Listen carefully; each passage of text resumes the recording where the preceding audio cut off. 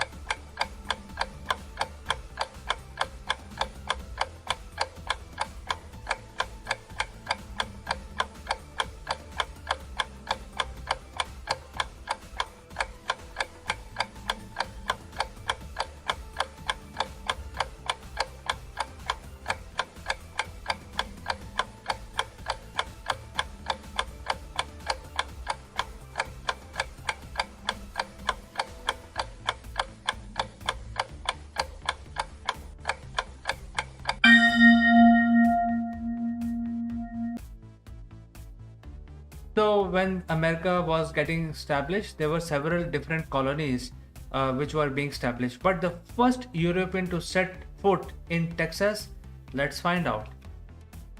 He was known as the shipwrecked Spanish conquistador, and I would just simply say his name was Vaca.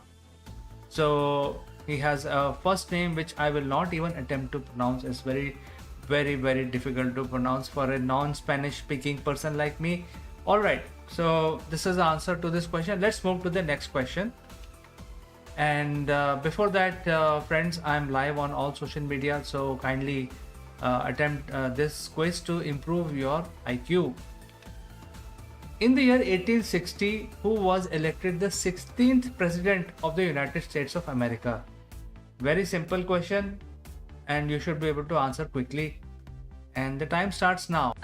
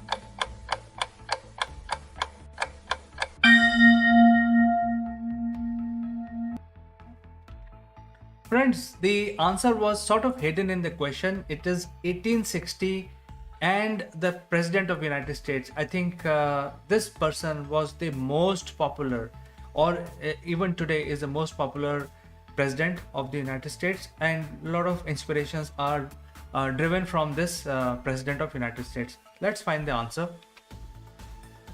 It is Abraham Lincoln. Abraham Lincoln became the President of the United States and 1860 because this is just 2 years prior to the start of the American Civil War. So I didn't see any answer. However, Swati Patel, welcome to this quiz, and we are waiting for your answer. So attempt the next question quickly. Let's move on to the next question. In the year 1913, who arrested the leading Indian Minor March for leading a Indians minor miners march in South Africa. So, which person was arrested for basically leading the Indian miners march in South Africa in the year 1913? Very simple question. Time starts now.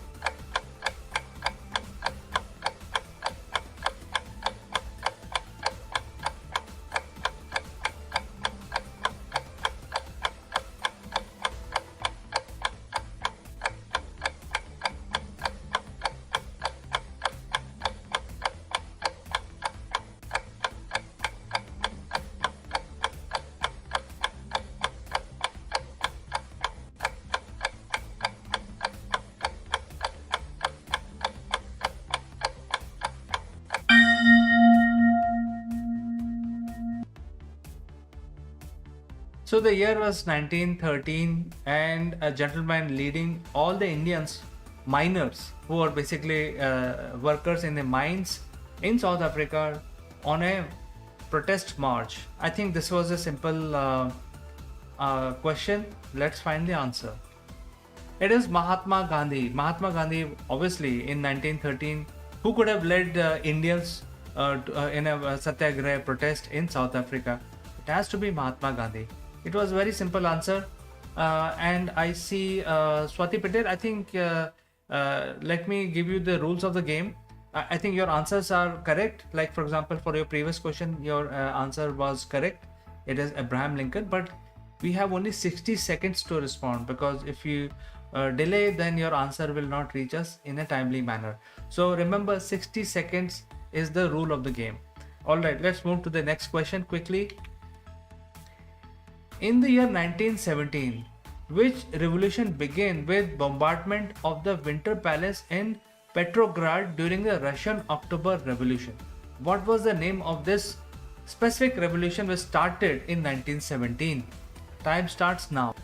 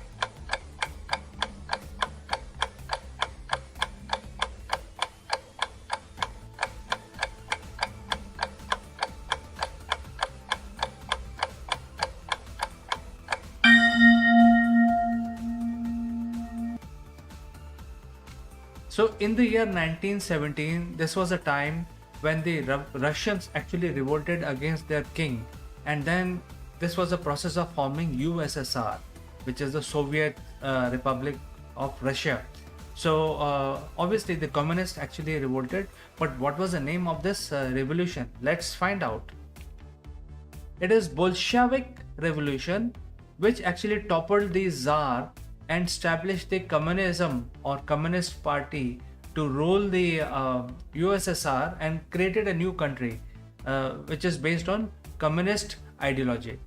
So no answers. So let's move on quickly to the next question. In the year 1923, which country adopts experimental calendar with 5-day working week? Before that, there was no 5-day week. But I'll tell you more about this 5-day week, what was the concept and who actually started it. But this is very significant because in 1923, a country adopts for the first time a 5-day working week. And the answer starts, time starts now.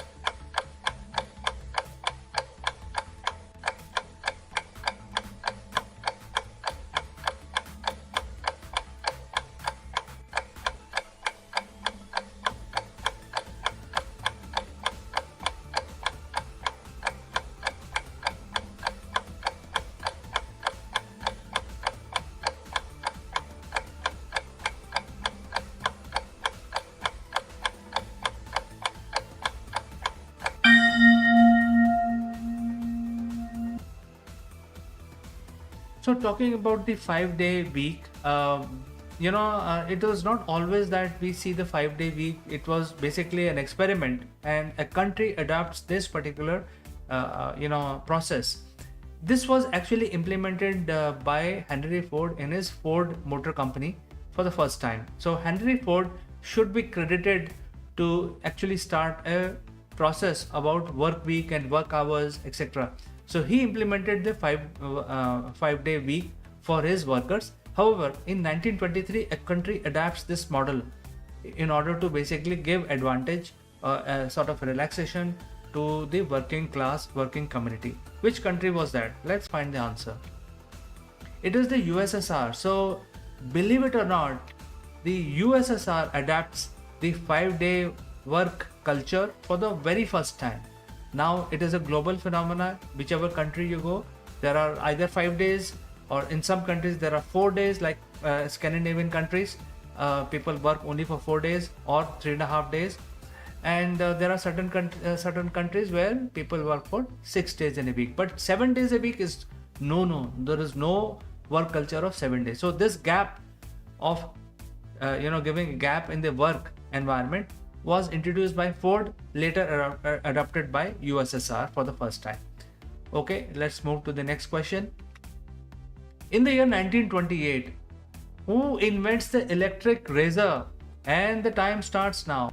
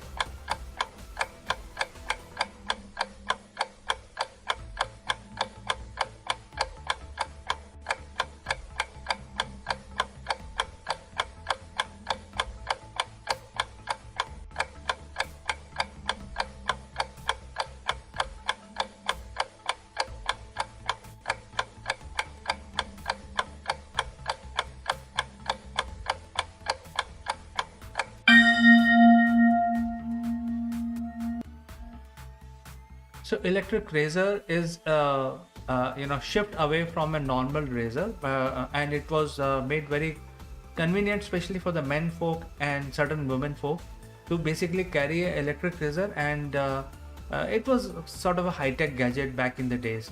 Now it is very common. You can buy it off the shelf. But then who invents it? Let's find out. It is the Army Colonel Jacob Schicks, who actually came up with this idea, and he felt that this is something which is very useful for soldiers. And if you have an electric razor, you don't need a brush or a foam. You can just simply shave off your extra growth on your face by just having an electric shaver, and the electric shaver was chargeable. So all you need is electricity, maybe battery, charge your shaver and shave around. So it was quite innovative. All right, let's move to the next one. In the year 1962, which Arab nation was the first Middle East nation to abolish slavery? It took so much time, but then it really happened, especially Middle East countries, which were essentially the last one to abolish slavery. But the first Middle East nation abolished slavery in the year 1962. Which was that country?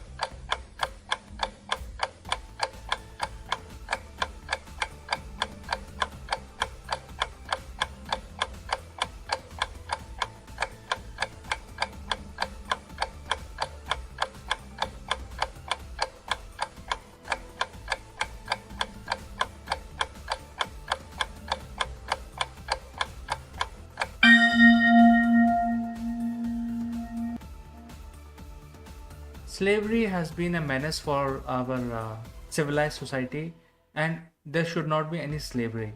It was eventually abolished across the world, but Middle East took a lot of time to abolish officially. The first country to do that was Saudi Arabia. Saudi Arabia was the first Middle Eastern nation to abolish slavery. Let's move to the next question. In the year 1978, which ruler of Iran placed the country under military rule? And the time starts now.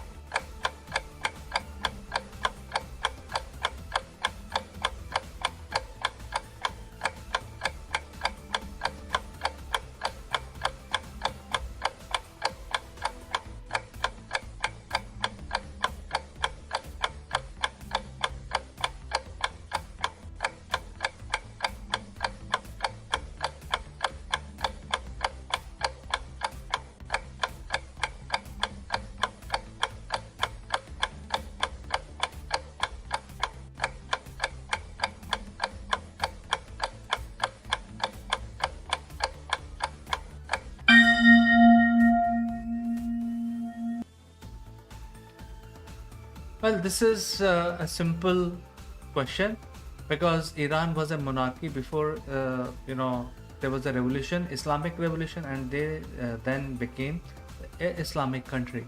Before that, it was a monarchy. There was no election, there was no democracy in Iran. So the answer to this question is the Shah of Iran. The Shah of Iran, actually, when the revolt began in his country, he actually put the country under martial law and imposed a military rule. But he was a king, he could do anything at that point in time. But he was toppled by the people, and the people decided to establish Iran as a Islamic nation, not as a democratic nation, but as an Islamic nation. All right, let's go to the next one. In the year 1991, which Russian president outlaws the Communist Party? Can you even believe that a Russian president outlaws the party, the Communist Party, which is still ruling the Russia today, but it was outlawed once upon a time? Which Russian president did that? Time starts.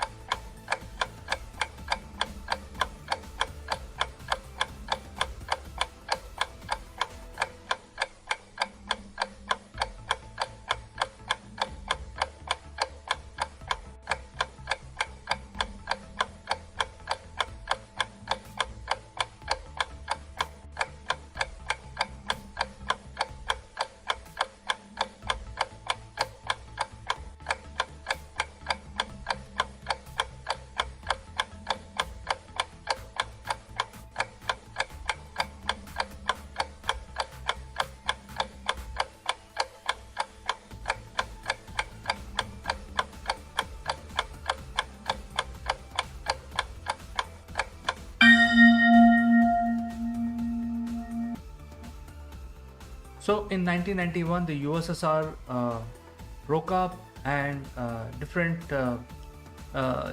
states became independent, like Ukraine, Azerbaijan, Uzbekistan, so many other, Eastern Germany, so many other countries became independent. So at that point in time, the president, then ruling president of Russia, bans the Communist Party. It was a very surprising move. Let's find out. It is the Boris Yeltsin, the president of Russia in 1991. He actually passed an order of banning the Communist Party itself. He himself came from the Communist Party. Can you even imagine what was the politics of the era, that the Communist Party was getting banned in Russia? Even today, the Communist Party rules Russia. The president comes from the Communist Party. Their system is very similar to what we have in China. The Politburo rules the nation. There is no democracy. There is no elections, and the party choose the president, and then president rules the country. So they still have it, but once upon a time this Communist Party was banned in Russia. Let's move to the next question. In the year 1995, the Israeli Prime Minister was assassinated. Yitzhak Rabin. He was assassinated. Who assassinated him? And the time starts now.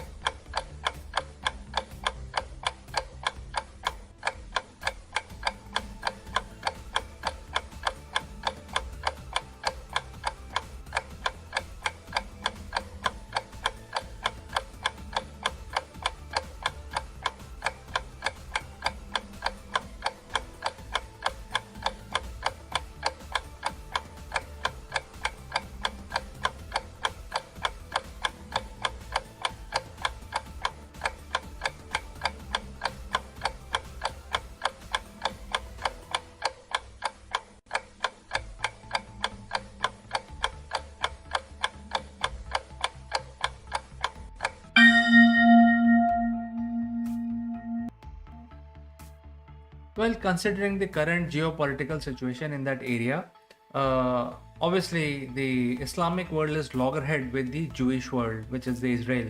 And if a prime minister of Israel was assassinated, our thinking or our assumption goes towards the latter one. But let's find the answer. It may be very interesting. We never know.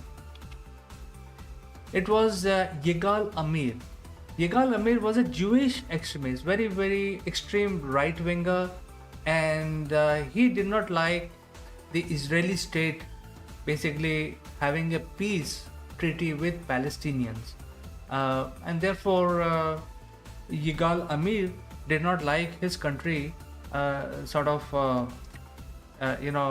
making a peace agreement, and he didn't want that to happen. Therefore, he wanted to eliminate the prime minister, and therefore he carried out this assassination attempt. In fact, he succeeded, and the prime minister died in the assassination.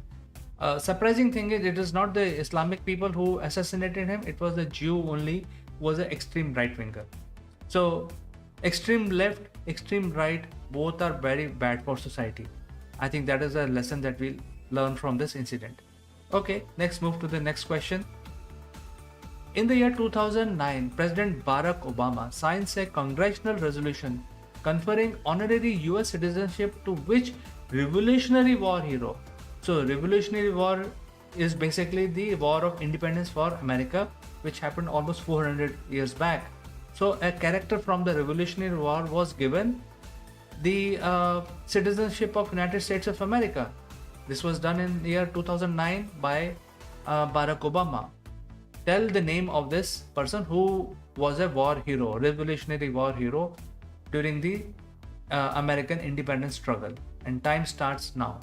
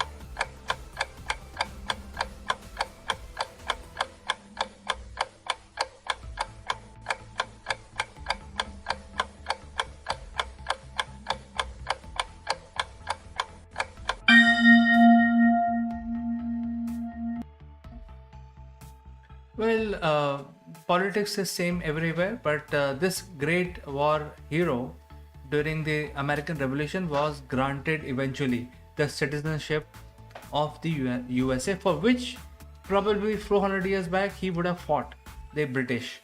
So let's find the answer. It is the war hero as Casimir Pulaski. He was a Polish man basically who was the general in the army of George Washington, and he in fact also saved life of Washington once. However, he lost his life in a spiner sniper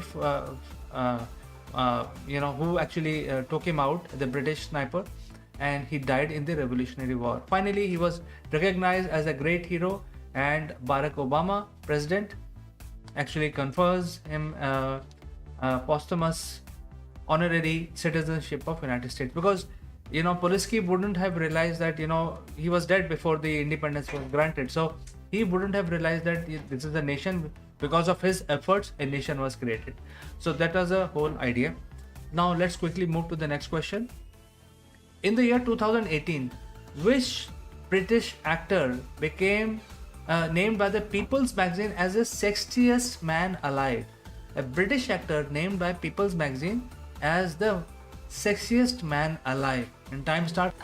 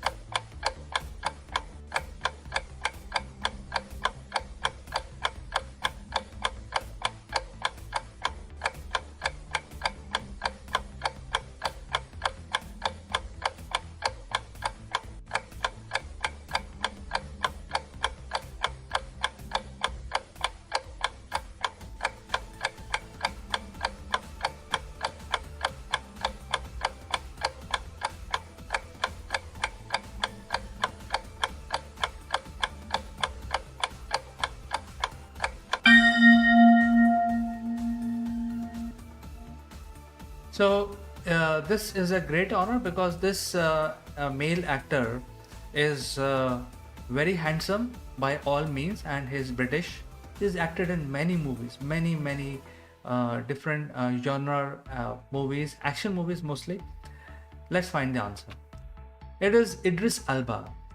If you are a fan of Hollywood movies, you know Idris Elba is the timekeeper in Avengers. He has also got so many different roles. He has played the captain of the spaceship in Prometheus, and several other roles. He is very smart. In fact, he was also considered to replace the James Bond after Daniel Craig. So he is the sexiest man alive as per the People's Magazine. Let's move on. Alright, so we have come to the end of today's daily trivia. Do join me back and improve your IQ in the daily trivia show. And bye for now, and have a great day.